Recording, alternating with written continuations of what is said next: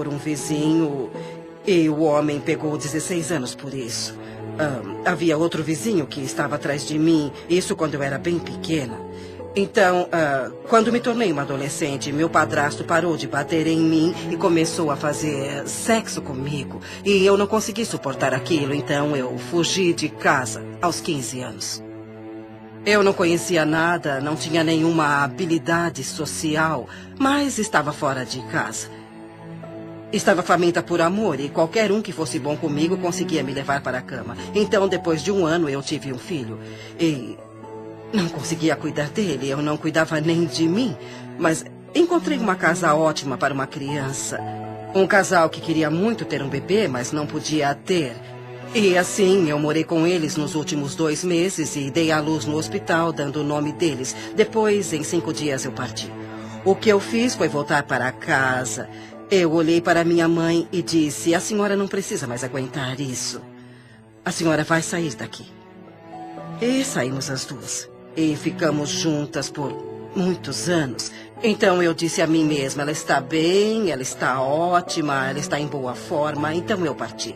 Eu fui para ficar 3 semanas em Chicago e fiquei por 5 anos. Então fui para Nova York para ficar 3 semanas e fiquei 30 anos. E levei a vida fazendo o melhor que podia, com o entendimento e conhecimento que tinha, que realmente não era nada. Eu comecei trabalhando em lojinhas e coisas assim. Então, quando eu cheguei a Nova York, as coisas mudaram para mim. Eu me tornei uma modelo de showroom. E como não tinha educação, era um ótimo trabalho, porque eu não podia ser secretária ou qualquer coisa assim. E fiz isso por muitos anos. Eu casei com um inglês de alta classe que tinha uma boa experiência. E parei de trabalhar na época e nós ficamos juntos por 18 anos maravilhosos. Eu aprendi muito sobre a vida e isso foi como um treino social para mim, porque eu não tinha nenhuma habilidade social. Naquela época nós íamos a festas e eu tive que aprender muito. Mas quando nós nos divorciamos, eu me senti como muitas mulheres se sentem. Eu achava que era um fracasso e não fazia nada certo e tudo daria errado de novo. E uns 5 anos depois eu descobri um grupo chamado Igreja da Ciência Religiosa, que foi onde eu ouvi que você pode mudar seus pensamentos, você pode mudar sua vida. E foi assim que minha vida realmente começou a mudar.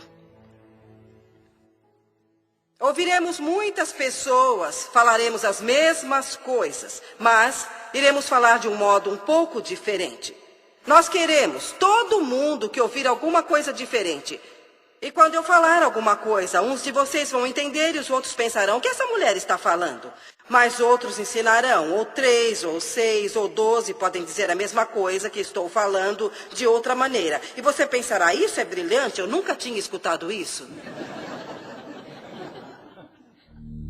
Estamos todos em uma jornada. Eu estava vivendo como muitas pessoas vivem, razoavelmente inconsciente, mas não era ciente da minha inconsciência. Apenas vivia e às vezes sentia como se a vida estivesse acontecendo, que eu era uma vítima do que estava acontecendo na minha vida. Eu estava mesmo vivendo confortavelmente entorpecida. Não havia um significado profundo na minha vida, faltava alguma coisa, mas eu não sabia o que. Tínhamos um escritório de contabilidade. Eu, desde jovem, comecei como aprendiz do meu pai aos 16 anos. Ele tinha um escritório em casa e mudamos para um prédio. Quando fiz 20 anos, esse negócio foi incendiado. Um dia recebemos uma ligação às 6 da manhã e minha mãe me chamou para dizer que o prédio estava em chamas. Quando cheguei no local, havia caminhões de bombeiro, polícia, repórteres. Tudo o que significava alguma coisa para mim estava naquele escritório. Ele era ótimo, com uma janela de onde eu podia ver tudo, e agora estava em chamas. Quando eu tinha 12 anos, fui levada para Boston para unirem completamente a minha espinha. Olhando para trás, lembro de ter dito que queria ser médica ou cientista. E então eu me tornei residente quando era bem jovem. Depois de trabalhar como residente, eu dormia muito, quase umas 17 horas por dia. Então me deram um remédio que começou a afetar o meu osso da medula. E não havia outro que pudesse me ajudar. Assim fui forçada a procurar outras coisas. Entrei em uma livraria de Boston, olhei pela estante e vi um livro chamado Você Pode Curar Sua Vida, da Louise Hay. E haviam essas coisas chamadas afirmações, que quando fazemos conseguimos atingir nossos objetivos e nos curar. Eu fiz exercícios como fazemos na academia. Em vez de exercitar pesos ou essas coisas, eu exercitava Eu Me Amo Como Sou 10 vezes. E depois de 3 meses eu parei de dormir tanto e consegui ir para a faculdade de medicina, que era o que eu amava. Eu tinha uma enxaqueca terrível.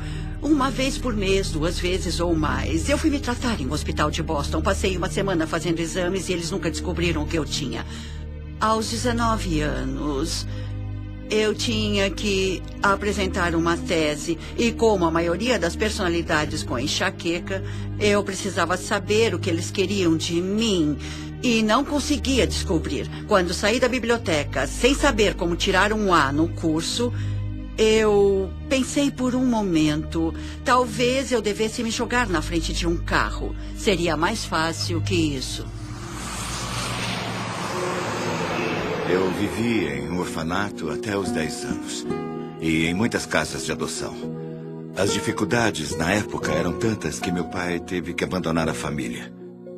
Eu nasci na depressão, sabe? Minha mãe trabalhava vendendo doces em Detroit, do lado leste da cidade, e ganhava $17 por semana. Eu me lembro que uma menina chamada Marta apareceu e a deixaram basicamente pelas mesmas razões que eu fui deixado lá. E eles disseram, encontre o Wayne, e eu me aproximei e comecei a falar com a Marta. Ela estava chorando e muito confusa e triste. Eu estava tentando convencê-la de que não precisava ficar triste. Eu lembro de dizer que era um ótimo lugar, que não havia paz ali. E ela podia fazer tudo o que quisesse. Ela ia ter muita liberdade, íamos nos divertir muito. O que ela tinha que fazer era mudar o modo de pensar. E isso passaria de uma experiência ruim, ou uma experiência desagradável ou difícil, para uma experiência onde poderia fazer tudo o que quisesse. No momento em que vi o prédio em chamas, eu pensava... Sabe, todo aquele trabalho que estava empilhado em minha mesa, estava pensando no meu pai perto de mim, pensava, graças a Deus, não havia ninguém no prédio. E eu também estava um pouco chateada por alguns objetos que eu estava perdendo no escritório.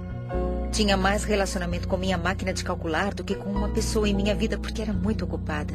O interessante é que nessa hora a alma é tão... maravilhosamente inteligente, sadia. Lembro-me de ver o incêndio e ser devastada por aquilo por um lado, mas havia uma voz que dizia, isso está acontecendo por uma razão. Agora você não sabe a razão, parece horrível, mas na verdade algo de maravilhoso nascerá disso. Então eu ia jogar fora essa intuição e essas afirmações, porque eu era alguém que precisava ter alguma coisa normal.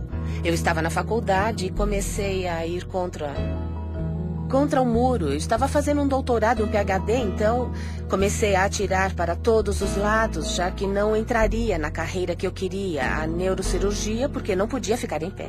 Então escolhi a psiquiatria, porque poderia me sentar. Eu detestava, estava chateada, mas aprendi, é muito interessante. Todos os caminhos o levam à intuição espiritual. Voltei ao meu quarto, chamei meus pais e disse, eu odeio isso, não está dando certo para mim. E meu pai disse, rápido, rápido, volte para casa. E eu mudei a minha mente. E naquele momento, eu mudei minha enxaqueca. E talvez só tenha tido mais 3 ou 4 no resto da minha vida. Porque eu mudei os meus padrões e minha percepção foi que eu devia ter feito isso. Então eu redirecionei minha vida toda para o lado certo. E levar isso certo para um jeito em que a cultura, e no meu caso, a prática da medicina diz ser certo, mas há um problema.